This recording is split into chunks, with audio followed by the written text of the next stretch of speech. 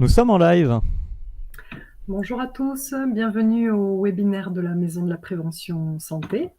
Aujourd'hui, nous accueillons Laure Hirtz, qui est diététicienne libérale, pour nous parler des produits laitiers, avec un titre Produits laitiers, faisons le point. Bonjour à tous. Je te cède la parole.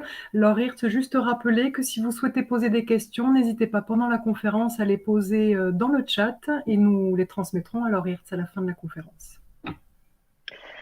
Donc bonjour à tous. Donc aujourd'hui, voilà, souhaitais vous parler des produits laitiers et surtout, on va faire un petit peu discuter aussi sur tout ce qui est les nouveaux pseudo-produits laitiers faits à base de jus végétaux. Alors premièrement, en fait, les produits laitiers dans cette catégorie, ce groupe d'aliments, cela va contenir tout ce qui est le lait d'origine animale, qu'il soit de vache, de chèvre, de brebis.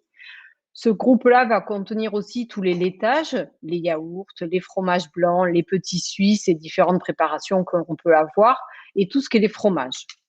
À partir du lait, nous pouvons en fait produire d'autres produits que vous connaissez, qui vont être le beurre et la crème fraîche, mais ces produits n'ont pas tout à fait les mêmes intérêts nutritionnels que ceux cités précédemment, et donc en fonction de leur intérêt nutritionnel, ils vont être classés dans un autre groupe d'aliments qui sont les matières grasses. Donc, ce n'est pas justement l'objet de cette présentation aujourd'hui. Et si vous voulez, vous pouvez regarder en replay. On avait fait il y a quelques mois de ça, justement, une visioconférence sur les matières grasses que vous pouvez tout à fait revisionner. Alors, au niveau des produits laitiers, on va voir d'abord, en fait, quels sont leurs intérêts nutritionnels. Le premier intérêt nutritionnel au niveau des produits laitiers, en fait, c'est que ça va être les sources de calcium. Le calcium est un nutriment qui est très important parce qu'en fait, il va rentrer dans tout ce qui est la constitution et l'entretien de notre squelette à partir de la naissance jusqu'à la fin de notre vie. Au niveau de la naissance, le calcium est très important parce qu'il va permettre justement à notre squelette de bien grandir et de pouvoir au contraire justement s'allonger et avoir des os qui vont permettre de grandir et d'avoir une bonne croissance. Et après, bien sûr, une fois que notre croissance est terminée, le calcium a un rôle aussi qui est toujours très important parce qu'en fait, tout au long de notre vie, il va permettre d'entretenir notre squelette pour qu'on ait des os en fait solides tout au long de notre vie. Le calcium est un nutriment aussi qui rentre dans la constitution des dents. Donc, comme pour le calcium, il en a besoin comme pour le squelette, pardon. Le calcium est important pour qu'on ait justement des dents, tout un système dentaire qui soit assez solide tout au long de notre vie. Le calcium aussi est un minéral qui intervient dans de nombreux processus de notre organisme, aussi bien au niveau de la coagulation sanguine, de la pression artérielle. Il intervient dans la transmission de l'influx nerveux, dans la contraction musculaire. Donc, chaque fois que l'on bouge, en fait, on a besoin d'avoir du calcium pour avoir une bonne contraction musculaire des différents muscles de notre organisme, et aussi dans les fonctions hormonales. Donc, vous voyez en fait que le calcium est vraiment un minéral qui est très important tout au long de notre vie pour le bon fonctionnement global de notre organisme. Alors, le calcium qui est présent dans les produits laitiers a ce qu'on appelle une très bonne biodisponibilité. Alors, qu'est-ce que ça veut dire? Ça veut dire que le calcium qui est présent dans les produits laitiers va être plus facilement absorbé et utilisé par notre organisme que d'autres aliments qui vont contenir du calcium, mais dans lequel là, il va avoir une moins bonne biodisponibilité. Donc ça, c'est quelque chose qui est très important pour que en fait, le calcium que l'on consomme à travers différents aliments soit correctement utilisé par notre organisme. Vous avez souvent entendu aussi que le calcium, en fait, pour qu'il puisse se fixer correctement au niveau de notre squelette, il avait besoin que l'on ait en fait un apport dans notre corps de vitamine D. La vitamine D est une vitamine que l'on peut synthétiser bien sûr avec le soleil, donc c'est vrai que c'est important. Alors bien sûr dans la limite des choses respectables et on n'est pas obligé d'y passer toute la journée, mais une exposition au soleil va permettre à notre corps de fabriquer une partie justement de cette vitamine D. Aussi, la vitamine D, c'est quelque chose qu'il faut faire attention parce que souvent on a des carences en vitamine D et c'est vrai qu'il peut y arriver pour certaines populations que le médecin va prescrire justement une supplémentation en vitamine D plutôt sur les mois d'hiver parce qu'en fait, justement, on a on est moins exposé au soleil. Sachez aussi qu'en fait, l'activité physique va jouer un rôle très important pour justement permettre au calcium que l'on consomme, justement, d'être bien fixé sur nos os. Pourquoi? Parce qu'en fait, l'activité physique va en fait augmenter notre circulation sanguine et aussi bien la circulation au niveau des os, et ça va permettre justement au calcium de mieux se fixer sur les os. Donc ça, c'est le gros intérêt nutritionnel quand même des produits laitiers, alors que ce soit le lait, les yaourts, les fromages, c'est leur rapport en calcium. C'est l'intérêt nutritionnel le plus important, et c'est pour ça qu'en fait, on va classer dans ce groupe d'aliments des produits laitiers, des produits qui vont justement apporter du calcium. Alors le calcium, il faut voir à peu près au niveau des quantités ce qu'il y a. Donc là, je vous ai un peu représenté sur au niveau du calcium. Les produits laitiers donc vont être essentiels pour couvrir ses besoins en calcium. C'est vrai qu'il est présent dans d'autres aliments autres que les produits laitiers, mais c'est vrai que c'est grâce aux produits laitiers qu'on va pouvoir arriver à couvrir notre besoin en calcium. Sur cette diapositive, je vous ai représenté à peu près, en fait, en fonction de la teneur en calcium, la quantité de produits laitiers. Si on souhaite apporter à notre corps environ 150 mg de calcium, c'est quelque chose que l'on va trouver dans l'équivalent d'un yaourt classique, qui soit yaourt au lait de vache ou au lait de chèvre. Ce que l'on trouve aussi dans 100 grammes de fromage blanc. 100 grammes de fromage blanc, ça correspond en fait au fromage blanc portion que vous trouvez dans le commerce. On va aussi trouver ces 150 mg de calcium dans 2 petits Suisses. Donc 2 petits Suisses en fait va correspondre à une portion justement de ce calcium. On va retrouver aussi dans une portion de camembert, 30 grammes de camembert. Donc quand vous achetez du camembert en portion, 30 grammes de camembert, c'est égal vraiment justement à une portion. Dans les fromages, on verra aussi qu'en fait, la teneur en calcium est plus variable. Donc, l'emmental, qui est un fromage un peu plus dur, en fait, va être plus riche en calcium que le camembert. Donc, c'est pour ça que pour avoir le même taux de calcium qu'une portion de camembert, on a besoin de manger un peu moins d'emmental. Donc là, je vous l'ai représenté en râpé, mais aussi un autre fromage à pâte dure. Au niveau du lait, donc si vous voyez sur le côté de la diapositive, en fait, 150 mg de calcium va être apporté par 125 millilitres de lait de vache, donc c'est équivalent à un verre. Et si vous voyez dessous, en fait, le lait de brebis, en fait, a un de ses avantages, c'est qu'il est beaucoup plus riche en calcium que le lait de vache, donc on a besoin de consommer moins de lait de brebis pour avoir le même apport en calcium qu'un verre de lait de vache. Alors souvent, on entend parler que le calcium, on ne le trouve pas uniquement dans les produits laitiers, ce qui est tout à fait vrai. On va le trouver aussi dans d'autres produits. Je vous ai représenté là sur les végétaux. On va en trouver dans des légumes et justement dans des fruits. On va le trouver aussi dans ce qu'on appelle les légumineuses. On va le trouver dans les fruits oléagineux et aussi dans d'autres produits comme la sardine ou le lait de coco. Mais si vous regardez au niveau des quantités, en fait, pour avoir la même teneur en calcium que les produits que je vous ai présentés précédemment, il va falloir manger beaucoup plus en fait de certains produits. Donc, pour avoir l'équivalent de 150 mg de calcium, c'est-à-dire ce que l'on va trouver dans un yaourt nature, il va falloir manger 230 grammes d'oranges, donc ça fait à peu près 2 oranges. 310 grammes de chou vert. Donc, c'est vrai que ces légumes-là contiennent du calcium, mais c'est vrai que dans des quantités plus importantes, il faut en consommer. Au niveau aussi des brocolis, donc, vous voyez à peu près les choux, les brocolis, voilà, il y en a à peu près la même quantité. On va trouver aussi du calcium dans les légumineuses, notamment les lentilles. Donc, mais ça fait 470 grammes de lentilles, ça fait quand même une grosse assiette, une grosse portion de lentilles. Le calcium est présent dans les fruits oléagineux. C'est aussi un intérêt nutritionnel justement de ces produits qu'il est recommandé de consommer quotidiennement, mais dans des proportions l'équivalent d'une petite poignée. Donc, on va en trouver dans les amandes, on va en trouver un peu moins dans les noisettes. Aussi, un produit qui est très intéressant, ce sont les sardines. Les sardines sont riches en calcium, mais il faut manger les arêtes. Et aussi, après, elles ont d'autres intérêts nutritionnels pour justement couvrir et participer à la couverture de notre besoin en calcium. Au niveau du lait de coco, je vous ai représenté, il faut quand même, pour avoir l'équivalent de 150 mg de calcium, donc comme je vous le rappelle, l'histoire d'un yaourt, 100 grammes de fromage blanc ou de petits suites, il faut quand même consommer 800 millilitres de lait de coco. Quand même, ça fait une sacrée quantité quand même de lait de coco. Et on va voir aussi que le lait de coco, il a d'autres intérêts nutritionnels, mais c'est un produit qui est suffisamment gras. Donc, on va dire que les produits laitiers, les produits laitiers sont indispensables, essentiels pour essayer de couvrir notre besoin en calcium, mais aussi les fruits, les légumes, les légumineuses, les fruits oléagineux vont participer justement à couvrir les besoins nutritionnels que l'on a au niveau du calcium. Autre atout nutritionnel des produits laitiers, en fait, ça va être leur apport en protéines. Que ce soit du lait entier, demi-écrémé ou écrémé, en fait, ils vont avoir la même teneur en protéines. En plus, il faut savoir que les protéines qui sont contenues dans les produits laitiers sont des protéines qui sont de bonne qualité. Alors, qu'est-ce que ça veut dire des protéines de bonne qualité?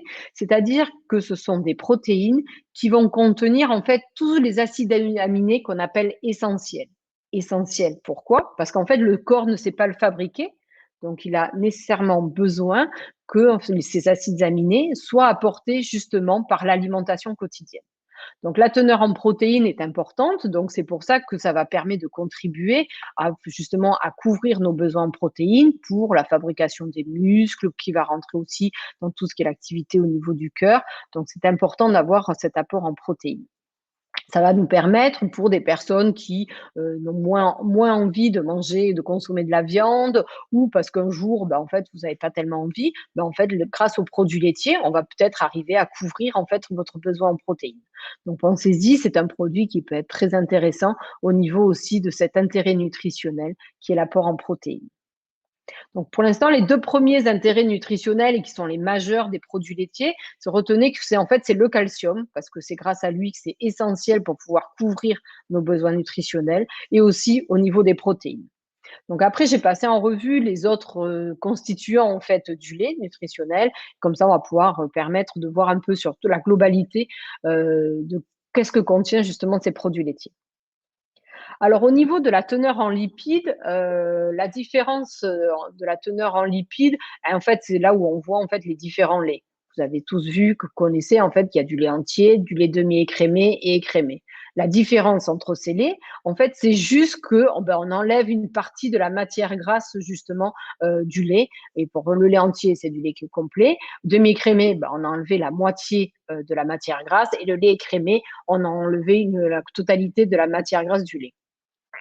Si vous voyez au niveau des chiffres que j'ai notés sous les différentes bouteilles, en fait, il faut penser que le lait, en fait, c'est pas un produit non plus qui est très gras.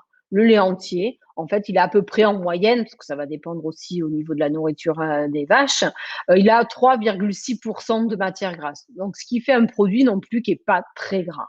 Le lait demi-écrémé, comme on en a enlevé pratiquement la moitié, contient 1,5% de matière grasse. Et le lait écrémé, on a enlevé pratiquement la quasi-totalité. On a juste 0,5% de matière grasse. Pensez aussi que gustativement, le gras, en fait, ça donne de la rondeur en bouche. C'est quelque chose qui fait quelque chose de beaucoup plus agréable. Ça fait moins aqueux. Donc, la différence, si jamais vous goûtez du lait entier et du lait écrémé, vous allez voir qu'au niveau du palais, ça n'a pas du tout le même goût. Le lait écrémé, ça se rapproche plus d'un produit style eau. Le lait entier, c'est quelque chose qui est un peu plus agréable, un peu plus rond en bouche. Alors, les matières grasses qui sont contenues dans les produits laitiers sont des acides, ce qu'on appelle les acides gras saturés, donc il y en a à peu près 1%.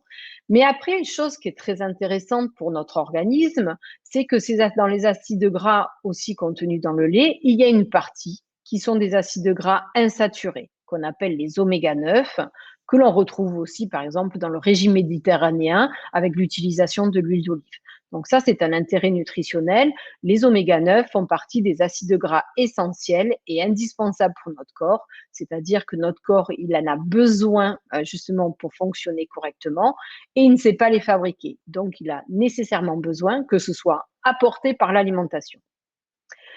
Sachez aussi que dans cette teneur en lipides et donc la matière grasse du lait, il y a des vitamines qui sont très intéressantes, ce qu'on appelle la vitamine A et la vitamine D. La vitamine A, elle joue un rôle important dans tout ce qui est le maintien de la vision, aussi bien au niveau de l'enfance, mais aussi tout au long de la vie, pour justement avoir une bonne vue.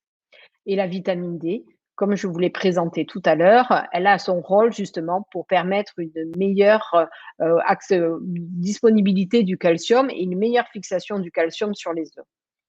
Ces vitamines A et vitamine D, elles sont liposolubles, c'est-à-dire qu'elles sont dans la partie grâce en fait de notre produit laitier, que ce soit au niveau du lait, mais on le verra aussi sur les laitages. Donc, ça paraît logique que si vous prenez du lait écrémé, bah, en fait, vous allez perdre un de ces intérêts nutritionnels des produits laitiers, qui est justement l'apport de ces vitamines D. Donc, je vous répéterai plusieurs fois, mais souvent, quand on essaye de privilégier des laitages faits à base de lait écrémé, ben, on perd l'un des intérêts nutritionnels des laitages, qui sont l'apport en vitamine A et vitamine D. Et j'insiste sur ce point parce que c'est vrai qu'on pense souvent que le lait entier, c'est un produit très gras. Et donc, comme vous le voyez, il y a juste 3,6% de matière grasse dans le lait entier. Donc, voilà, c'est quelque chose quand même qui ne fait pas un produit qui soit très gras. Donc, ça, c'est pour les lipides. Autre élément justement du lait, ça va être le glucide. Donc, les glucides qui sont contenus dans les produits laitiers, justement le lait, ça va être le sucre du lait qu'on appelle le lactose. À peu près, en moyenne, on va avoir 4,8% de lactose, en fait, dans 100 millilitres de produits laitiers. Donc, en fait, ce qui est assez peu. Il faut voir que là, ce que je vous ai noté justement sur la petite affiche de valeur nutritionnelle, c'est ce que j'ai entouré. Quand vous regardez sur un produit laitier justement nature, glucides, dont sucre, voilà. Donc, dont ce sucre qui est présent dans les produits laitiers, c'est le lactose. Alors, le lactose, je voulais schématiser après en bas de l'image. En fait, c'est un sucre qu'on appelle un disaccharide. Donc, c'est-à-dire que c'est un sucre qui est formé de deux molécules de sucre, le galactose et le glucose. Dans notre organisme, les sucres, pour qu'ils soient digérés, en fait, il faut que ce soit juste une molécule. Donc, c'est vrai que voilà, ce sucre, en fait, peut, chez certaines personnes, être mal digéré et entraîner des troubles digestifs. Alors, c'est quelque chose qui est physiologiquement normal, qui, en prenant de l'âge, on ait plus de mal à digérer le lactose. Quand on est petit, on arrive à boire des grands bols de lait. À partir d'un certain âge, ça peut être un petit peu plus compliqué parce qu'en fait, si ce lait, justement, si ce sucre n'est pas digéré, ben, en fait, ça va entraîner des troubles digestifs. Au niveau, dans ces cas-là, c'est que en fait, le sucre, si jamais il n'est pas digéré, ben, il va en fait rester, arriver dans le tube digestif où il n'a pas été digéré et puis quand il arrive dans le côlon, il n'a pas été digéré et donc là, il y a tout ce qu'on appelle le microbiote, les bactéries intestinales qui vont, essayer de s'en occuper, ça va fermenter et donc c'est ça qui va entraîner des troubles digestifs qui peuvent être des ballonnements et après une accélération plus ou moins du transit. La solution dans ces cas-là, c'est très simple. Il existe maintenant sur le marché du lait qu'on appelle facile à digérer, qui va être dans lequel l'industriel va avoir rajouté l'enzyme qui permet de casser la liaison entre ces deux sucres, qui s'appelle de la lactase. Et une fois qu'on a cassé en fait la liaison avec ces deux sucres, on va avoir un lait qui va être beaucoup plus facile à digérer. Maintenant, le lait sans lactose, c'est quelque chose que l'on trouve dans la majorité des magasins. Donc, si on a des troubles digestifs ou on a l'impression qu'on a un peu de mal à digérer le lait, n'hésitez pas à utiliser ce genre de produit. Donc, c'est juste du lait dans lequel l'industriel a rajouté de la lactase pour pouvoir casser la liaison entre ces deux sucres. Et en fait, c'est un lait qu'on va pouvoir aussi bien utiliser comme n'importe quelle bouteille de lait. C'est-à-dire qu'on peut le boire, bien sûr, le rajouter dans une boisson, faire un chocolat au lait, mais c'est aussi un lait avec lequel on va pouvoir faire des préparations style une béchamel ou un flan. Le goût, ça ne change pas vraiment. Donc, n'hésitez pas, voilà, si vous trouvez que vous avez des difficultés à digérer le lait, à utiliser justement ce genre de produit que l'on trouve maintenant dans pratiquement tous les magasins, toutes les marques distributeurs se sont mis à faire ce type de lait. Donc ça, c'est pour la partie, en fait, protéines, lipides, glucides. Donc, c'est en fait ces trois nutriments qui, eux, en étant dégradés dans l'organisme, vont fournir de l'énergie à notre corps. Autre chose aussi, intérêt nutritionnel, donc j'en ai déjà un petit peu parlé, en fait, ça va être les vitamines. Donc, dans le lait, on va trouver donc des vitamines qui sont plutôt dans la partie aqueuse, donc on appelle des vitamines hydrosolubles, qui vont être ce qu'on appelle les vitamines de groupe B, donc la B12, la B5, la B2. Bon, là, je n'ai pas détaillé en fait l'utilisation de toutes ces vitamines. Mais voilà, il faut savoir que ça apporte des vitamines.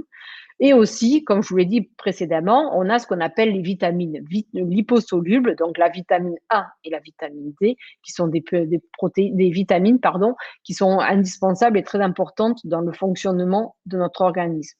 Mais bien sûr, Si vous prenez une version écrémée du lait, vous aurez perdu ces vitamines. Au niveau des minéraux, en fait, les produits laitiers vont vous apporter du phosphore, vont vous apporter de l'iode, du magnésium et du potassium. Donc, c'est des minéraux qui sont utiles aussi pour notre organisme, mais c'est vrai que c'est pas l'intérêt majeur au niveau du produit laitier. Au niveau des minéraux, en fait, le plus intéressant, c'est le calcium. Donc, c'est pour ça, c'est vraiment l'intérêt nutritionnel des produits laitiers. Donc ça, là, jusque-là, je vous ai parlé, en fait, c'est les laits d'origine animaux, que ce soit les laits de vache, de chèvre, de brebis. Je voulais vous apporter quand même quelques précisions par rapport à ces différents laits d'origine animale et pour voir en fait, parce que souvent on entend parler que le lait de chèvre se digère mieux que le lait de vache, que c'est meilleur pour la santé de prendre du lait de brebis. Donc voilà, donc là sur cette diapositive, je voulais justement vous présenter les différences que l'on peut avoir entre ces différents laits d'origine animale. Alors, au niveau de la teneur en lactose, donc c'est le sucre qui est contenu dans les produits laitiers, mais ils ont la même teneur en lactose. Il y a une légère différence une toute petite différence sur le lait de chèvre qui contient un peu moins de lactose, mais vraiment la différence est minime. Donc, essayez de retenir, puisque la teneur en lactose de ces différents laits, elle est équivalente sur ces trois produits. Par contre, au niveau du lait de brebis, c'est vrai que c'est un lait qui va être plus riche que le lait de vache et que le lait de chèvre. Donc, comme on l'a vu tout à l'heure, au niveau du calcium, il contient beaucoup plus de calcium que le lait de vache et le lait de chèvre. Au niveau des lipides aussi, c'est un lait qui est plus gras. Si vous avez déjà utilisé du lait de brebis, vous allez voir quand même que c'est quand même un lait, c'est assez épais. Ça, en fait, c'est la teneur en matière grasse de ce lait qui va faire que voilà, ça fait un lait un peu plus épais, un peu moins aqueux. Les laits de brebis et les laits de chèvre, souvent vous avez dû entendre parler que justement on arrivait plus facilement à le digérer, mais en fait ce n'est pas dû à sa teneur en lactose, c'est juste dû aux protéines qui sont présentes justement dans ces laits-là. En fait, elles sont un petit peu plus petites au niveau de la taille que celles du lait de vache, donc c'est pour ça qu'en fait ça fait un lait un petit peu plus facile à digérer. Donc, ça permet d'être plus facile à digérer, surtout au niveau de l'estomac.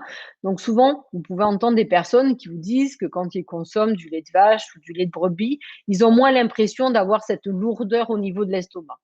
C'est juste en fait que les protéines présentes dans ces laits-là, elles sont de taille plus petite. Alors, par contre, je voulais juste vous mettre en garde sur ces produits-là. Il faut faire attention et essayer de lire au niveau de la liste des ingrédients de ces produits parce que certains peuvent contenir des additifs. Et les additifs, c'est des produits qui commencent à être de plus en plus controversés et on commence à les suspecter d'entrer en fait dans le rôle de certaines maladies.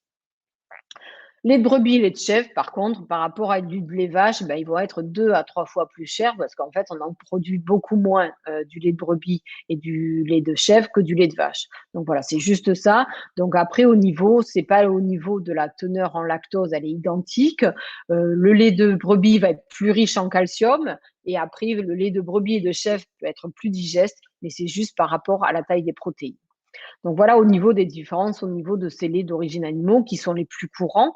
Après, on peut avoir du lait d'autres choses. On peut avoir du lait de jument, du lait d'ânesse, du lait de chamelle. Enfin voilà, après, il y a beaucoup d'animaux qui en fait produisent du lait. Mais les plus couramment utilisés, et surtout dans notre pays, c'est plutôt le lait de vache, le lait de brebis et le lait de chèvre. Après, c'est vrai qu'au niveau du goût, en fait, ils n'ont pas tout à fait le même goût, donc on peut apprécier plus ou moins le goût de l'un. Le vache, c'est celui qu'on connaît le plus. Le lait de brebis a vraiment un goût différent. Le lait de chèvre a un goût quand même qui est beaucoup plus marqué. Je voulais faire aussi un petit focus sur les différentes appellations marketing des laits. Donc là, justement, au niveau de ce qu'on appelle le lait bio. Alors, en fait, le fait que le lait soit bio ou pas bio, au niveau de la composition du produit nutritionnel, donc les protéines, les lipides, les glucides, ça ne change pas tellement. D'accord, on n'a pas justement une très grosse différence. On risque d'avoir une augmentation de ce qu'on appelle les oméga 3 parce qu'en fait, les vaches, elles ont été plus dans des pâturages, donc elles ont brouté plus d'herbes, donc en fait, elles vont avoir juste une augmentation justement de ces acides gras essentiels. Mais contrairement, comme elles ont été plus souvent dans les pâturages, en fait, elles peuvent avoir plus de polluants. Donc, au niveau de la santé, choisir un lait bio, c'est plus une question de bien-être animal par rapport à notre éthique, ce que l'on souhaite, plutôt qu'au niveau de la différence de la composition nutritionnelle. Ça ne diffère pas beaucoup. Autre logo que l'on peut avoir aussi sur les laits d'origine animale, c'est le logo bleu blanc cœur. Donc ça, c'est un logo qui, en fait, permet d'avoir une richesse justement en oméga 3. Donc c'est toujours cet acide gras essentiel qui, en plus, est dit anti-inflammatoire. Donc ça, c'est important. Mais ce qu'on appelle des acides gras, bien sûr, ça va être dans la partie grasse du produit. Donc, il faut surtout pas acheter ces produits écrémés ou allégés, parce que si vous enlevez la partie grasse, ben, en fait, vous allez perdre l'intérêt nutritionnel de justement ce logo. Dans ces cas-là, souvent, ce sont des animaux qui ont été nourris avec des graines de lin, et la graine de lin étant très riche en oméga 3, donc c'est des choses qu'on va retrouver. C'est un logo que vous pouvez retrouver aussi bien sur du lait, mais aussi sur de la viande et aussi sur des œufs. C'est-à-dire que les poules, elles ont été nourries avec des graines de lin, donc la teneur en oméga 3 de l'œuf sera plus importante qu'un œuf normal. Donc ça, c'est un produit qui peut être assez intéressant, un logo qui peut être intéressant. Voilà, si vous êtes à la recherche justement d'augmenter ces oméga 3 qui sont anti-inflammatoires, alors que les oméga 6 sont plutôt pro-inflammatoires. Autre logo dont il faut se méfier, c'est les laits qui vont vous essayer de vous dire qu'ils sont enrichis en vitamines. Alors ça, c'est beaucoup de marketing et très peu d'intérêt nutritionnel, parce que si on regarde la composition du produit, l'enrichissement en vitamines, c'est surtout en vitamines du groupe B. L'enrichissement n'est pas très important et en plus, ce sont des vitamines qui sont naturellement présentes justement dans le lait. Donc en fait, ça ne sert pas à grand-chose d'avoir le lait, d'acheter ces laits. Bien sûr, si vous achetez ces laits par rapport aux autres, ils vont être plus chers parce que l'industriel, il faut qu'il puisse marcher, expliquer en fait sa augmentation de prix avec soi-disant un intérêt nutritionnel, mais c'est surtout du marketing et il n'y a pas beaucoup d'intérêt. Autre lait que l'on peut trouver, c'est ce qu'on appelle les laits fermentés, donc le lait ribot et le kéfir de lait. Donc, ce sont des laits qui sont déjà fermentés. Donc, en fait, ils vont moins fermenter dans notre intestin, mais ça ne veut pas dire qu'en fait, qu'il n'y a plus du tout en fait de lactose. Il y en a encore un petit peu. Comment a fait l'industriel? Il a rajouté des bactéries lactiques qui va transformer, je mets juste une partie du lactose en acide lactique, donc ils vont être plus digestes. Mais contrairement à ceux dont je vous ai parlé tout à l'heure, les laits faciles à digérer, il y en a certains vraiment, ils sont très très pauvres en lactose, voire sans lactose. Donc voilà, si vous aimez, c'est un goût quand même bien différent du lait, c'est beaucoup plus acide. Mais ça, si vous voulez, vous pouvez en consommer. Donc ça, c'est pour toute la partie en fait des laits d'origine animale. Et je vais vous présenter après en fait ce qu'on appelle les jus végétaux. Alors les jus végétaux, alors comme souvent les gens m'appellent ça des laits végétaux, en fait c'est pas des laits, c'est plutôt du jus, parce qu'on n'a jamais vu quand même un grain d'avoine fabriquer du lait. Donc en fait c'est plutôt un jus fait à partir de ces graines oléagineuses. Alors, la plupart ces produits n'ont pas le droit de s'appeler lait, à part, il y a deux exceptions, le lait d'amande et le lait de coco. Parce qu'en fait, c'était un usage traditionnel d'appeler ça du lait. Donc, c'est pour ça qu'eux, ils ont le droit. Toutes les autres boissons, si vous les regardez la prochaine fois que vous passez devant le rayon, en fait, elles doivent se nommer soit jus, soit boisson. Donc, en fait, ce n'est pas du lait, même si la couleur, c'est du lait. Mais en fait, ça ne ressemble pas, ce n'est pas équivalent au niveau du lait. En fait, ce sont des produits qui sont fabriqués avec 10% à peu près des graines qui ont été broyées et après, c'est de l'eau. Donc, en fait, on les considère plus, on les classe au niveau nutrition en fonction de leur intérêt nutritionnel dans le groupe des boissons. C'est comme si une boisson désaltérante. Si vous voulez, vous pouvez mettre ça à peu près, ça apporte autant d'eau en fait qu'une infusion. Donc voilà, c'est plutôt une boisson. C'est des produits qu'on ne va absolument pas classer dans le groupe des aliments des produits laitiers parce qu'ils n'apportent pas les mêmes intérêts nutritionnels. Donc, je vais vous les développer après, comme ça vous allez pouvoir voir la différence. Donc, il y a une augmentation justement de la popularité de ces produits et de la consommation, parce que c'est vrai qu'actuellement, on est dans un mode alimentaire végétalien. Donc, les végétaliens, pour petit rappel, ce sont des personnes qui ne consomment pas de produits d'animaux et d'origine animale. Donc, si on met à côté, on a le végétarien, lui, il ne consomme pas d'animaux, donc il ne consomme pas de viande, pas de poisson, mais il mange des œufs et il mange des produits laitiers. Et le végétalien, c'est quelqu'un qui ne mange pas tout ce qui est d'origine d'animaux et d'origine animale. Donc, il ne mange pas de viande, de poisson, pas d'œufs, il ne mange aucun produit laitier, il ne mange pas de miel. Et en fait, quand on a ce mode alimentaire qu'on appelle végétalien, si on étend ça à notre mode de vie, ce qu'on appelle être vegan. Donc c'est vrai que ces jus végétaux, ils ont été développés par cette mode alimentaire végétalien. Et puis depuis quelques années, on a l'irruption des discours anti-lait qui vous expliquent qu'en fait le lait c'est pour le petit de la vache, mais nutritionnellement parlant. Et puis nous, depuis la nuit des temps, on a toujours consommé des produits laitiers. Alors au niveau de la composition nutritionnelle de ces jus végétaux, en fait elle est radicalement différente de celle des mammifères. Naturellement, ça va être des produits qui vont être pauvres en calcium, même si tout à l'heure, je vous ai montré que les amandes apportaient du calcium, mais il y en a juste 10%, donc on n'arrivera jamais à avoir l'équivalent du calcium apporté par un verre de lait avec un verre de lait d'amande. Au niveau des protéines, tout à l'heure, on a vu que c'était le deuxième intérêt nutritionnel des produits laitiers, c'est l'apport en protéines. Là, ce sont des produits qui vont être très pauvres en protéines, donc ils vont absolument pas permettre et jouer un rôle dans la couverture de nos besoins de protéines, excepté le jus de soja, qui va être le seul qui va pouvoir avoir au niveau des protéines à peu près la même teneur que le lait de vache. Donc en fait, il n'y a pas d'équivalence, il faut essayer de ne pas en chercher parce qu'en fait, un jus végétal n'est absolument pas équivalent à un produit laitier et à un verre de lait. Donc il n'y a pas d'équivalence. En fait, la seule ressemblance qu'ils ont, en fait, c'est la couleur qu'ils peuvent avoir. Mais sinon, il n'y a pas d'autre chose. Donc retenez bien que les produits laitiers, le lait, on va le classer dans le groupe nutritionnel du lait et des produits laitiers. Les jus végétaux, on classe ça dans les boissons. Pour nous, c'est voilà, en tant que diététicienne, en fait, c'est vraiment, on classe, c'est comme si vous buviez un verre d'eau, une infusion ou quelque chose comme ça. Mais c'est vraiment, c'est une boisson. Au niveau des protéines, donc voilà, on va retracer, d'un point de vue, voilà, c'est vraiment pas intéressant. Ça peut présenter certains avantages par rapport à ces jus végétaux, mais ça contient aussi beaucoup d'inconvénients. Au niveau des protéines, donc ils ont une teneur qui est drastiquement basse.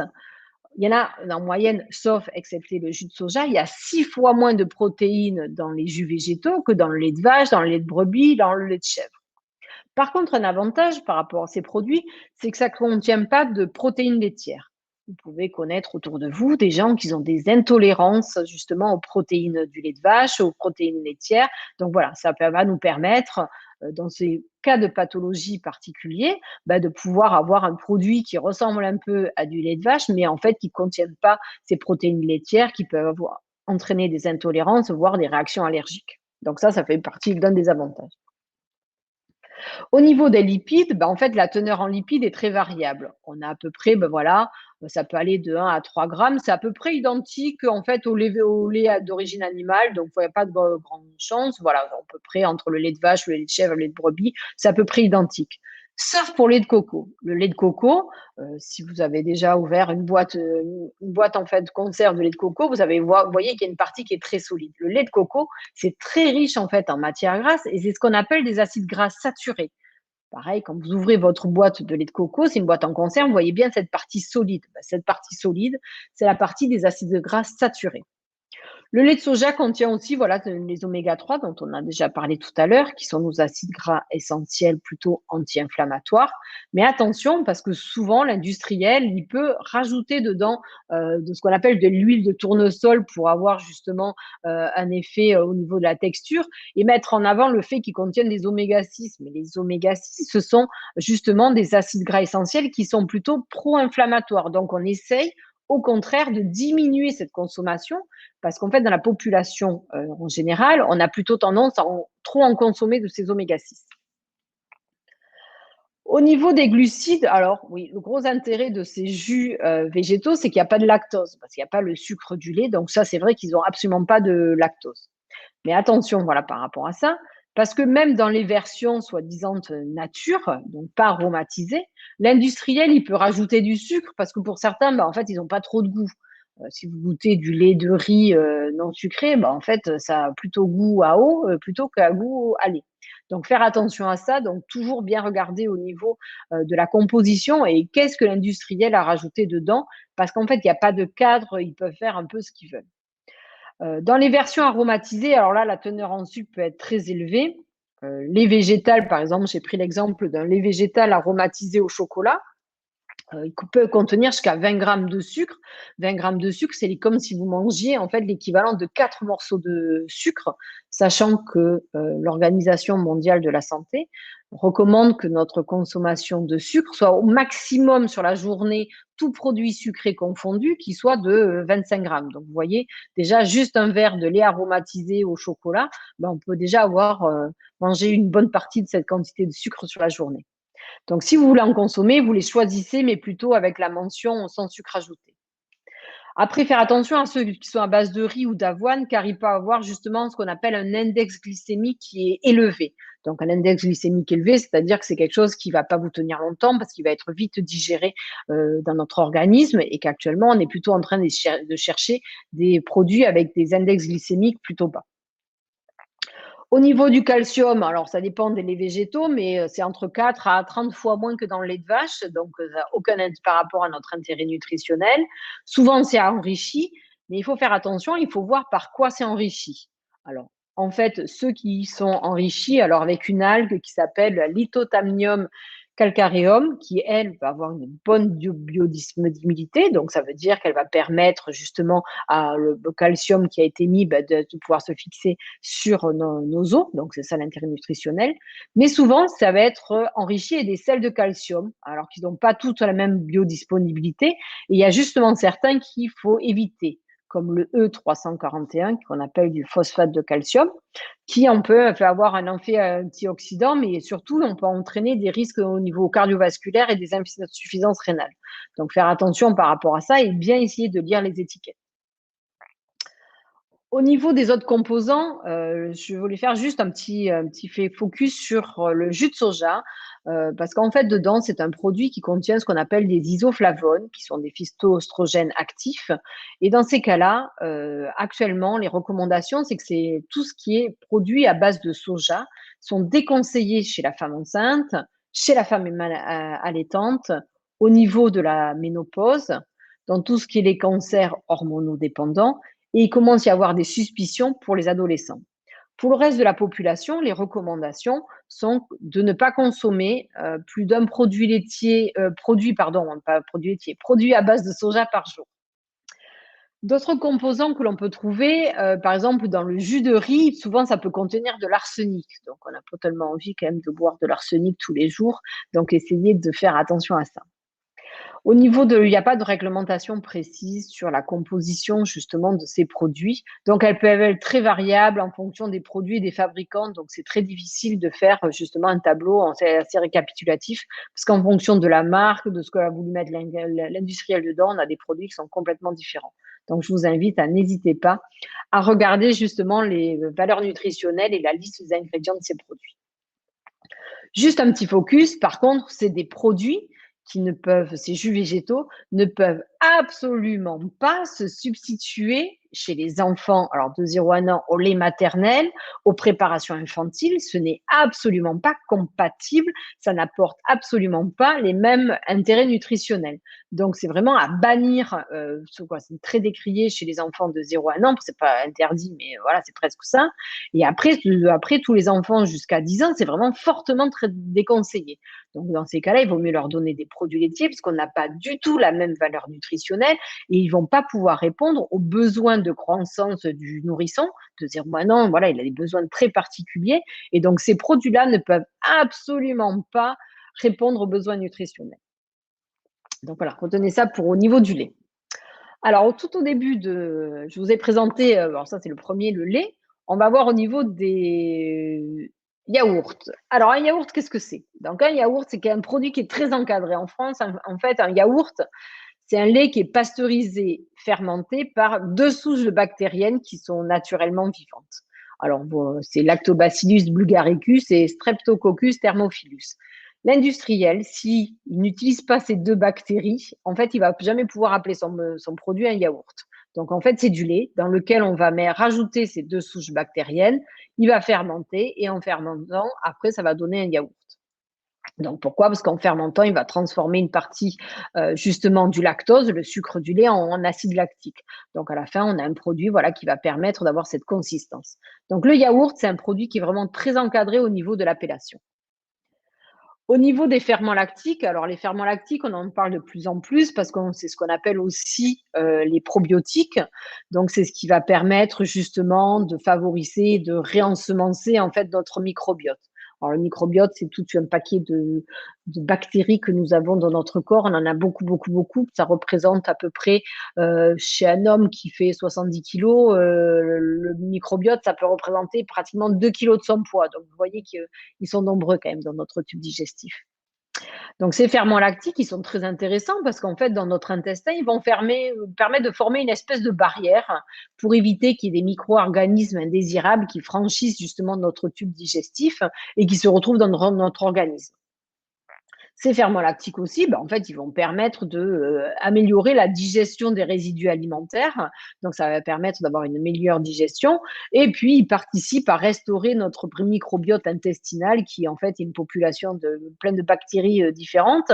Et justement, le ferment lactique, ça va permettre de restaurer, une fois qu'on a eu, par exemple, des antibiotiques. Les antibiotiques, ça enlève toutes les bactéries. Justement, le fait qu'il y ait des ferments lactiques, ça va permettre de renouveler un peu cette flore. Et puis aussi, par rapport une fois qu'on a eu des troubles digestifs aigus, style gastroentérite, où en fait, on s'est vidé pendant quelques jours, justement, les ferments lactiques, ça va permettre de remettre un peu de l'ordre au niveau de notre microbiote. Et surtout, ces ferments lactiques, ça permet de renforcer notre système immunitaire. Donc ça, donc c'est chose importante. Au niveau des lipides, les yaourts, ça contient autant de lipides que le lait lequel ils ont été fabriqués. Donc retenez, je vous le répète encore, mais si le lait est écrémé, on n'a plus du tout de vitamines liposolubles. Je voulais juste vous montrer en fait par rapport à une moyenne pour la teneur en matière grasse, parce que souvent on est très à essayer de bannir ces pauvres yaourts au lait entier, mais en fait ils n'en contiennent pas tant que ça. Donc là, vous voyez sur cette représentation, un yaourt, ça fait 125 grammes. S'il est fait du lait écrémé, on va avoir 0,75 grammes de matière grasse dans notre yaourt, qui est quand même très peu, qui est l'équivalent d'une tête d'épingle. Si c'est du lait écrémé, on a 1,75 grammes de matière grasse. Et si c'est fait avec du lait entier, on a 2,75 grammes de matière grasse, ce qui fait pas beaucoup quand même. On a, un moyen 3 grammes pour notre pot de yaourt, en fait, qui a de matière grasse. Mais c'est vrai que cette matière grasse, elle va pouvoir jouer son rôle dans justement au niveau du goût et de la texture de notre produit.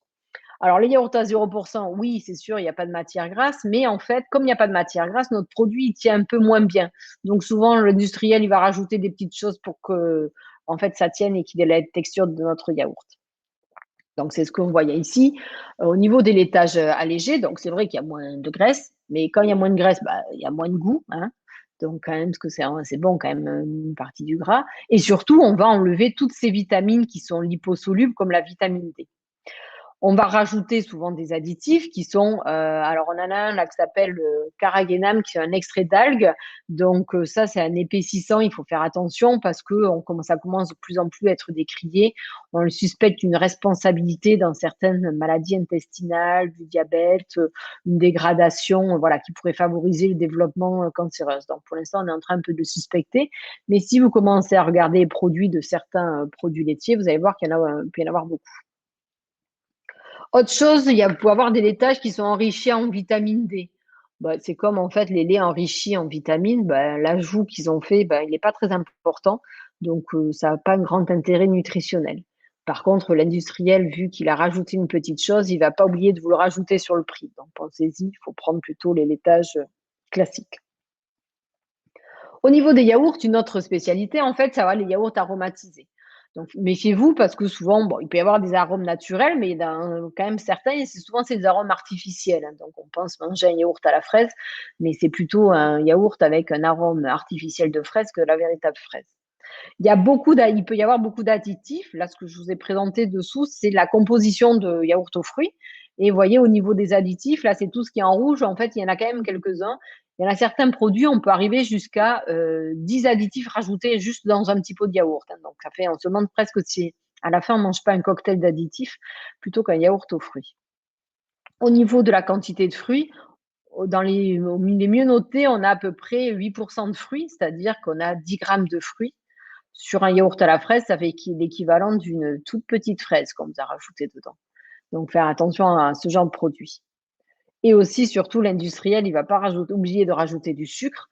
Donc, dans un yaourt aux fruits, on peut avoir l'équivalent, quand vous mangez juste un yaourt, l'équivalent de 15 grammes de sucre. Donc, c'est comme si vous mettiez en fait 3 morceaux de sucre dans votre yaourt nature. Ça fait quand même beaucoup, beaucoup de sucre pour un produit. Au niveau des laitages, il y a aussi ce qu'on appelle d'autres laitages nature, qui sont les yaourts à la grecque, les fjords, les perles de lait, les gervita. Donc ça, c'est des yaourts sur lesquels que l'on peut consommer. Donc bien sûr, rien n'est interdit, mais plus modérément, parce qu'en fait, ils vont être un petit peu plus gras que les autres yaourts classiques que je vous ai présentés. Donc vous voyez, tout à l'heure, on était à 3 grammes de matière grasse au maximum pour les yaourts au lait entier. Là, on est quand même sur du 10-12, c'est beaucoup plus riche. Au niveau d'autres produits qui vont être mis en avant, là, actuellement, on a ce genre de produits où on vous explique qu'ils sont riches en protéines, donc c'est bien d'avoir plus de protéines. Voilà, c'est très à la mode d'enrichir en protéines. Mais bon, par contre, ils ont oublié de dire qu'il y avait beaucoup de sucre quand même dans leurs produits et des amidons transformés. Les amidons transformés, c'est un produit qu'on essaye de limiter parce qu'en fait, ça fait monter la glycémie, c'est un index glycémique élevé, donc on est plutôt à essayer de faire attention. Et au niveau de la richesse en protéines qu'ils sont en train de prôner, en fait, il y en a autant que dans 2 petits Suisses. Donc, mangez des petits Suisses Clean Nature. Il y aura beaucoup moins de sucre et d'amidon transformés et vous aurez la même teneur en protéines que ce genre de produits et ils vous coûteront aussi beaucoup moins cher. Je voulais faire un petit focus sur ce qu'on appelle les alicaments. Alors, comme vous avez ces petits yaourts qui, soi-disant, contribuent à un bon équilibre intestinal ou ces petites bouteilles qui, soi-disant, vous aident à renforcer les défenses immunitaires. Donc, ces produits-là, c'est surtout un peu de science, mais alors c'est beaucoup, beaucoup de marketing parce que les promesses annoncées sont très vagues. Les données scientifiques derrière, soi-disant, ces recherches qui contribuent à un bon équilibre intestinal et aident à renforcer les défenses immunitaires, en fait, c'est des données qui sont très minces. Et donc, une autorité européenne là, qui s'occupe de la sécurité alimentaire, qui s'appelle EFSA, a jugé que ces allégations, elles étaient infondées. C'est vraiment juste du marketing. Et après aussi, c'est un coût très élevé. C'est-à-dire que par rapport à un yaourt, en fait, la petite bouteille, elle va vous coûter quand même 114% plus cher. Ça fait quand même beaucoup. Et pour ces yaourts qui, soi-disant, vont vous aider à mieux digérer, ils sont de 20 à 66% plus chers quand même. Donc, ça fait cher le confort intestinal. Certains peuvent contenir du sucre. Alors, par exemple, la petite bouteille, si même en version nature, en fait, dedans, il y a du sucre. Et en fait, qu'est-ce qu'ils ont fait? Ils ont juste rajouté un ferment lactique de plus. Bon, c'est pas grand-chose. Et les vitamines dont ils vous vantent pour certains, elles sont déjà présentes dans le yaourt nature. Donc, c'est pas la peine d'aller acheter ce genre de produits. Plutôt acheter des produits classiques tout simples. Donc ça, c'était les yaourts. Autre chose où faire attention, c'est quand on parle de yaourt, pour certaines personnes, en fait, on va penser justement à tout ce qui est les desserts au chocolat, les flans, les chocolats liégeois. Alors ça, il faut savoir que nutritionnellement parlant, ça n'apporte pas les mêmes intérêts nutritionnels qu'un yaourt. Donc, on ne les classe pas dans le même groupe alimentaire. Ces produits-là ne sont pas considérés comme des produits laitiers. En fait, ce sont considérés comme du sucre ou des produits sucrés. C'est comme l'équivalent d'une pâtisserie. Donc, faire attention à ça. Tous ces produits-là, quand vous consommez ces produits-là, vous n'allez pas permettre à votre organisme de couvrir votre besoin en calcium. Donc, pour faire simple, on va retenir ça qu'en fait, un chocolat liégeois, en fait, c'est pas du tout équivalent à un yaourt. Un chocolat liégeois va être classé dans le groupe des aliments du sucre et des produits sucrés, tandis qu'un yaourt va être un produit laitier. Au niveau des desserts végétaux, alors comme tout à l'heure, je vous ai fait les jus végétaux. Là, je vais vous faire les desserts au jus végétal. Donc là aussi, pareil, ça se développe parce qu'il y a une tendance à essayer de végétaliser aussi nos assiettes. Donc ça, et puis il y a le discours anti-lait qui vient par-dessus. Donc voilà, donc c'est des produits qui se développent. Donc ça existe, ça fait avec différents jus végétaux. Donc vous les avez au jus de soja, de coco, d'amande, de riz, d'avoine, de chanvre. Leur intérêt nutritionnel, c'est que il n'y a pas de protéines laitières, parce que comme il n'y a pas de lait d'origine animale, il n'y a pas ces protéines laitières. La plupart, en fait, ne vont pas, tous ne vont pas contenir, ils vont pas contenir de lactose. Donc, pour les gens qui vont être intolérants au lactose, ça va avoir cet intérêt. Et puis, pour des personnes qui ont des pathologies digestives ou faut qu'ils suivent une alimentation qu'on appelle pauvre en FODMAP, certains de ces produits vont justement ne pas contenir ces FODMAP qui sont certains sucres qui peuvent fermenter. Donc, c'est des produits qui vont pouvoir justement aller pour des personnes qui présentent éventuellement une pathologie digestive. Alors, par contre, vu le peu d'intérêt nutritionnel, dans la classification de nos groupes d'aliments, on arrive à les mettre dans aucun groupe. On ne peut pas les mettre à éduler des produits laitiers puisqu'ils n'ont pas les intérêts nutritionnels, ils ne contiennent pas de sucre, donc ce n'est pas des produits sucrés. En fait, ils sont inclassables au niveau de 7 groupes d'aliments que nous avons actuellement dans la nomenclature pour l'alimentation. On ne peut pas les mettre dans aucun groupe. Au niveau de ces, si jamais vous voulez en consommer, il faut les choisir toujours enrichis en calcium avec notre algue, là, le Lithothamium calcareum. Donc, c'est le petit schéma, là, la petite photo que je vous ai mis en bas. Faire attention, bien sûr, regardez la liste des ingrédients parce qu'il y en a certains qui peuvent contenir des amidons modifiés et transformés. Et donc, ça a tendance à faire monter la glycémie, c'est l'index glycémique élevé. Certains peuvent contenir des ferments, mais c'est absolument pas une obligation, alors qu'on a vu que dans le yaourt, forcément, le yaourt, il y a des ferments lactiques. C'est obligatoire, sinon on n'arrivera jamais à faire un yaourt. Là, ces produits-là, c'est pas parce que vous mangez ce produit qui ressemble à un yaourt qu'il y a des ferments lactiques. Donc, il y en a certains qui en consomment, qui en contiennent, et dans ces cas-là, c'est un plus. Mais après, regardez, parce qu'il y en a beaucoup qui contiennent quand même beaucoup d'additifs. Donc, voilà, faire attention à ça. Et souvent, ils essayent de mettre en avant un enrichissement en vitamine D2. Ça a peu d'intérêt parce qu'en fait, cette vitamine-là, cet enrichissement, il va être peu assimilable par notre organisme et la quantité qui est rajoutée dans le produit est beaucoup trop faible. Au niveau des desserts et jus végétaux, il y a les versions aromatisées, parce que là, je venais de vous parler de nature, là, c'est les versions aromatisées, elles peuvent contenir beaucoup de sucre, comme les versions animales, bien sûr, et le coût, si vous regardez, ça sera beaucoup plus cher. Donc là, j'ai pris l'exemple d'une sorte de dessert fait avec du lait d'amande au chocolat. C'est équivalent, c'est comme si vous mangez quand même 3 morceaux de sucre. Donc, je vous rappelle que l'Organisation mondiale de la santé préconise de manger au maximum 5 morceaux de sucre. Et par exemple, dans ce yaourt au citron, quand vous mangez un pot de yaourt au citron, c'est comme si vous mangez l'équivalent de 2 morceaux de sucre. Alors, j'ai fait un petit calcul. Pour une personne, en fait, qui mange 3 pots de ce yaourt au citron, ce pseudo-yaourt au citron à base de soja par jour, en fait, c'est comme s'il mangeait quand même, il se rajoutait 11 kilos de sucre par an quand même. Ça fait quand même beaucoup, quoi. Donc là, j'ai mis en bas mes 11 petits paquets de sucre.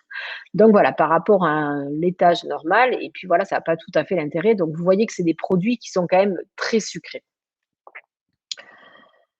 Ah oui, alors voilà. Donc ça, j'ai fini sur la partie yaourt. Là, je voulais vous parler des fromages. Donc, les fromages, pareil, c'est des produits qui sont fermentés ou non. Et donc, il y a une coagulation et des enzymes. C'est obtenu à partir de matières d'origine exclusivement laitière. C'est du lait, de la crème, matière grasse, du beurre. Le lait pour fabriquer les fromages va être soit de vache, de brebis, de chèvre, de bufflonne. Donc, la bufflonne, on va l'avoir pour la mozzarella. Et après, ils suivent à peu près tous le même processus, caillage, égouttage, moulage, pressage, salage, affinage, sauf pour les fromages frais, bien sûr, qui ne sont pas affinés. Au niveau des fromages, on a différentes catégories en fonction de la technique et la durée d'affinage. Vous savez qu'en France, c'est le pays où il y a quand même un sacré nombre de fromages. Je vous rassure, je ne vous les ai pas tous listés là, parce que sinon, on allait y passer quand même une bonne partie de l'après-midi. Donc, en fonction de leur technique, la durée d'affinage, on va avoir différents produits. C'est vraiment ça qui change. Au niveau de la teneur en calcium, on va avoir justement pour ces produits, plus un fromage il est dense, plus il va être riche en calcium. Donc, c'est pour ça que le fromage le plus riche en calcium, ça va être le parmesan. Et après, les gruyères, les comtés, tous ces fromages à pâte pressée vont être quand même riches en calcium. Les fromages de chèvre secs aussi vont être plus riches en calcium. Vous avez l'osso irati aussi, qui est un fromage plutôt à pâte dure. Les bleus, les fromages à pâte persillée et les fromages à pâte molle aussi contiennent beaucoup de calcium. Donc là, je vous ai fait les plus riches. Et après, voilà, on arrive sur les moins riches. Voilà, vous voyez, en fait, c'est le côté plus c'est mou, plus c'est aqueux, moins ça va contenir du calcium. Mais quand même, ce sont des produits qui apportent suffisamment de calcium. Et vous voyez qu'au niveau, voilà, pour ces quantités, c'est des bons fournisseurs de calcium. Au niveau des protéines, plus le fromage est ferme et plus il va être riche en protéines. Donc, plus il est ferme, plus il contient de calcium. Et plus il est ferme, plus il est riche en protéines. Ça marche ensemble. Au niveau de la teneur de matière grasse, ça va être variable en fonction du produit. On a des produits qui sont plus ou moins gras, ça va de 10 à 30%. Plus il est ferme et plus il est riche aussi en matière grasse. Donc voilà, on va arriver à avoir ça. Et certains sont riches parce qu'ils contiennent la crème. Exemple, le mascarpone, c'est un produit, c'est un fromage dans lequel on a rajouté de la crème. Donc les fromages frais, voilà, ils ont des fromages plutôt qui sont assez basses en matière grasse. Donc pour retenir, un fromage, plus il est ferme, plus il est riche en calcium, en protéines et aussi en matière grasse. Au niveau des glucides, la quantité voilà, va être très faible de lactose, de 2% à des traces pour certains. Plus il est ferme, un fromage, moins il contient de lactose. Donc, quand on est intolérant au lactose, on peut manger des produits laitiers et notamment, on peut manger des fromages à pâte dure. Donc, n'hésitez pas, il faut arrêter de bannir justement tous les produits laitiers quand on a une intolérance au lactose. Donc, les fromages à pâte dure ne contiennent pas de lactose, voire des traces qui peuvent tout à fait être digérées par l'organisme. Donc, plus le fromage est affiné, moins il va contenir de lactose parce que pendant tout le temps de l'affinage, les bactéries, les ferments lactiques, en fait, ils vont se nourrir, ils vont aller manger le lactose. Donc, plus le fromage est affiné, plus ils ont le temps de manger en fait ce lactose. Au niveau du fromage, en fait, nous avons de la vitamine D, donc voilà, comme les autres produits laitiers. Donc, vous voyez, ça, c'est une vitamine que l'on retrouve, qui est présente dans aussi tous les produits laitiers. Au niveau du sel, quand même, sur le fromage, il fallait que je parle quand même un petit peu du sel. En fait, il a un rôle quand même qui est très important au niveau de la fabrication du fromage parce qu'il va permettre de former la croûte. Ça va permettre justement de révéler tous les arômes que va avoir le produit. Et au niveau c'est un mécanisme vieux comme Hérode, à la protection et à la conservation du fromage, avec le sel, ça aide bien. Donc, c'est pour ça que c'est important qu'il y ait du sel. Donc, les fromages, je veux dire, tous les fromages contiennent du sel, en fait. Donc, c'est vrai que le fromage, ça fait partie des produits salés. Et c'est vrai qu'il faut faire attention pour certaines pathologies où on essaye de faire attention justement à cette teneur en sel. Donc, la teneur en sel, elle est variable d'un fromage à l'autre. Donc, je vais montrer rapidement. Au niveau, les fromages les moins gras, ça va être la ricotta et l'emmental. Et les roquefort et la feta, ça va être des fromages les plus gras. Donc après, les industriels, il faut faire un petit peu attention au niveau de ce qu'ils écrivent sur l'étiquette, parce que souvent, ils vous donnent une teneur en sodium et il faut faire un petit calcul. Là, il faut multiplier par 2,4 pour avoir la teneur en sel. Donc voilà, ça c'est un petit mécanisme à faire. Donc ça, au niveau de ça, au niveau des fermes de fromage, en fait, le gros intérêt, c'est que ça va contenir aussi nos ferments lactiques et pour certains, ça va contenir de la présure. Donc ça, c'est indispensable dans la fabrication des fromages. On ne peut pas avoir de fromage sans ferments lactiques et ou présure, ça ne marche pas. Donc les ferments lactiques, eux, ils ont un rôle pour acidifier le lait qui va fermer une prise lente, ça va faire un caillé, tandis que la présure, en fait, elle va faire une coagulation plus rapide. Donc voilà, on va faire ça. Donc c'est deux choses différentes, c'est deux phénomènes différents qui, d'un point de vue chimique, en fait, ça donne des produits différents. Et en fonction de ça, en fait, ça va permettre justement d'avoir les différents fromages et toute la collection que nous avons en France. Les fromages industriels, juste un petit laïus là-dessus, c'est que le fromage, normalement, il y a 3 ingrédients. Il y a du lait, il y a des ferments lactiques ou de la présure et du sel. Donc, les fromages industriels, de temps en temps, regardez la liste des ingrédients. Parce qu'il y en a certains, en fait, ils nous rajoutent des choses qui n'ont pas lieu.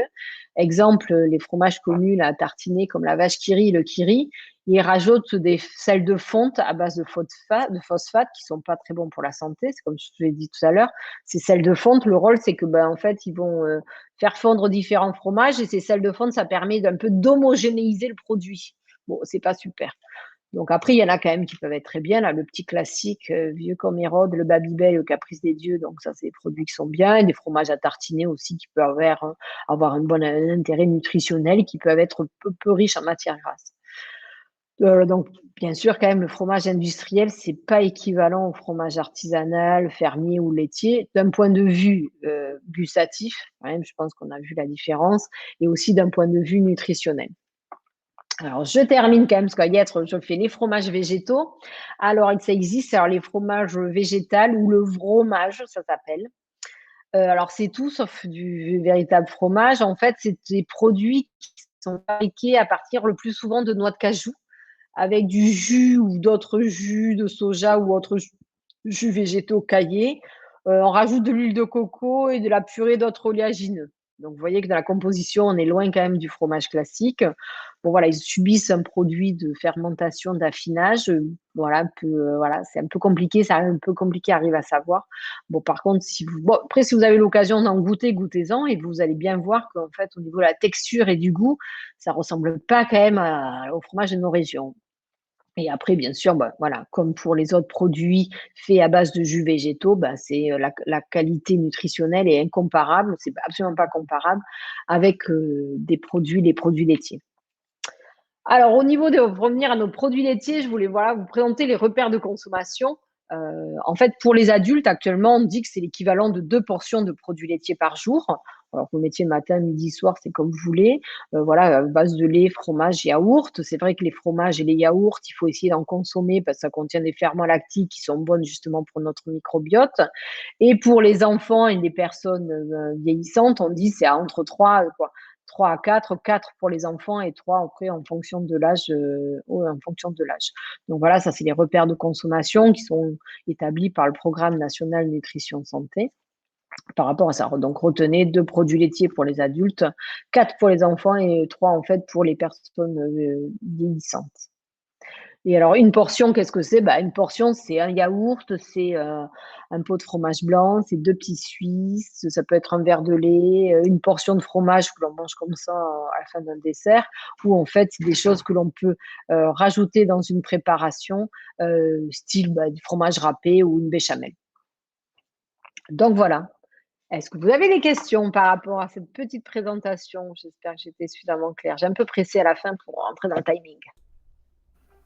Mais déjà, merci beaucoup, Laure, de toutes Avec ces plaisir. précisions. C'est vrai que c'était très complet. Tu as vraiment balayé plein de produits. Je pense que c'est super intéressant, voilà, d'avoir tous ces compléments d'information rassemblés en une seule présentation. Pas de questions particulières, voilà, c'est vrai qu'il y a eu beaucoup de détails sur plein de choses.